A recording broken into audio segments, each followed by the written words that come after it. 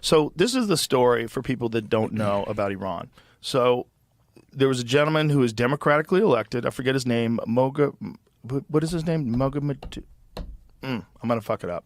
So he decided that he was going to nationalize oil in Iran, and they got him out like that. They installed the Shah and turned it into an Islamic dictatorship, but they had access to the oil. So the CIA and the British government and everybody conspired to get rid of this democratically elected guy, because Iran at the time was like, women were wearing shorts or skirts rather, walking down the street. It looked cool.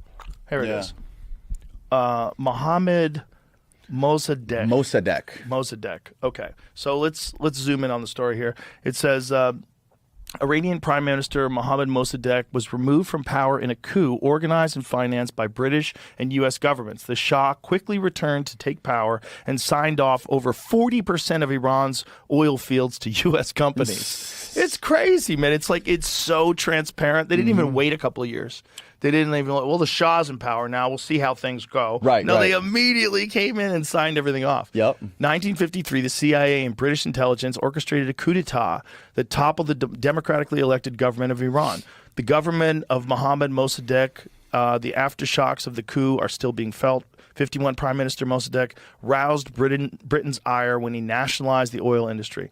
So the oil, they weren't making money off the oil. They were making money, but not as much money as the British were. Yeah.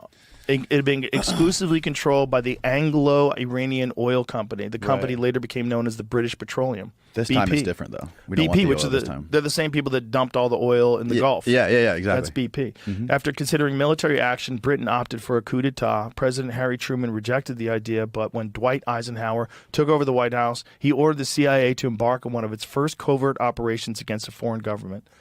And Iran's been fucked ever since. I mean, we've been doing stuff like that. Not you and I, not me and Danny Jones. We're innocent. But the United States government, especially the intelligence agencies in the days, before they assassinated Kennedy, they were doing all kinds of wild shit. Oh yeah. And we're done now. We don't do that anymore. They don't do that shit anymore. They definitely don't. No. They would never. They don't give a shit about the oil over there. No, this government's America first now. We're legit. America first. It's a crazy history. Bro. And when you don't know the history, you go like, why are we mad at the Iranians? Well, why are they mad at us? Okay. Like, what did we do to them? Like, why, how did these Islamic jihadists come to power? Like, where did it all start? Well, go back to the Mujahideen. We literally changed their definition of jihad. Like, we wanted them to become suicide bombers.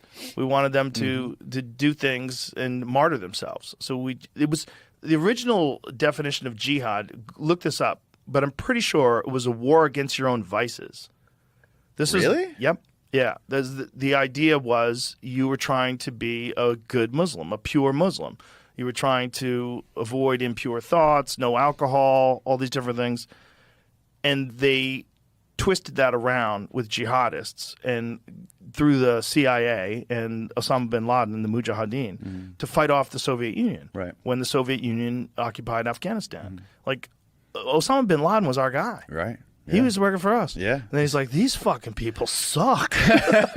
Yeah, there was the story how his pancreas A struggle failed. against the enemies of Islam, a spiritual struggle within oneself against sin. Greatest jihad. Yeah. It sounds great. Isn't that interesting? A spiritual struggle within oneself against sin.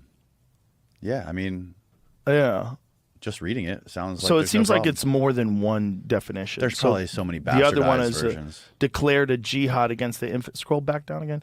Struggle or fight against the enemies of Islam. So it's two things, but they made it. They did a lot of mind fucking to those people, and they put them on a war that they couldn't win, again, to try to do the same thing that they were doing with the rocket program, with everything else. They were trying to outspend the Soviets. They were trying to bankrupt them.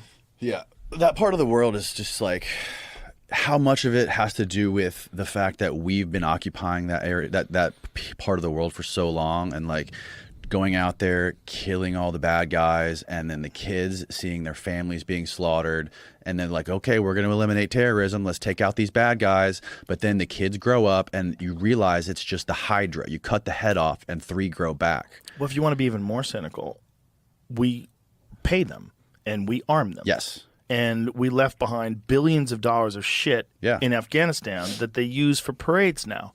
They drive down the street with our our shit. tanks. Yeah. They have our Black Hawks flying overhead. Mm-hmm. That's all the shit we left. Billions of dollars. Mm-hmm. Like, you couldn't have got that out? Well, do you think they leave it there so that these people are always formidable and they always leave open the door to go back in? Yeah. I think so. I think I don't think that's the primary reason why they did it, but I've got to assume that that would be on the table if it's been on the table in the past. Arming people in the past has always been a thing that we do. I mean, there's a Bill Hicks joke about Iraq. You know, it's like, they have the most deadly weapons. How do you know? Well, we looked at the receipts. I butchered the joke, but but you know, we've always been doing that. Of course, we've done that forever. Yeah. What's my favorite Bill Hicks joke? At least that I'm not like a historian on Bill Hicks, but the one where he's talking about the sock puppets. He's like, I like this guy on the right. He seems like he fits my ideas. He's like, well, I think fancy the guy on the left. He's like, what the fuck? The same guy's holding both the puppets. Yeah, exactly. Yeah, I mean that's perfect. Perfectly illustrates the way it is. You know? Yeah,